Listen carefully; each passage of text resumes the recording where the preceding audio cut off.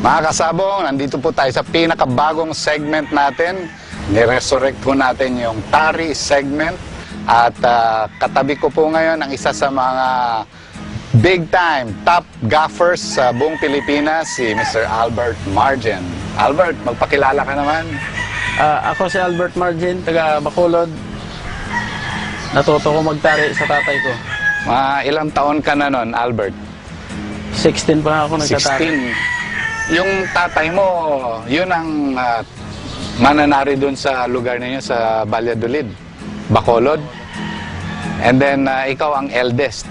Ako ang eldest sa Ilan ba kayo magkakapatid? Siyam. Siyam. Doon sa Siyam, ilan ang marunong magtari? 4 kami nagtatari. Dito ngayon sa Manila. Nandito sa Manila. Nagtatari din sa Big Time, Big yung Time tatlo mong kapatid. Sa big time lahat. Aha.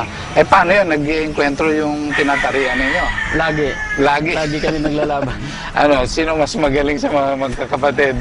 Siyempre ako magaling. Pero lagi akong talo doon sa bunso namin. Gano'n ba? So, talaga kontrapelo? Ako kontrapelo. Okay.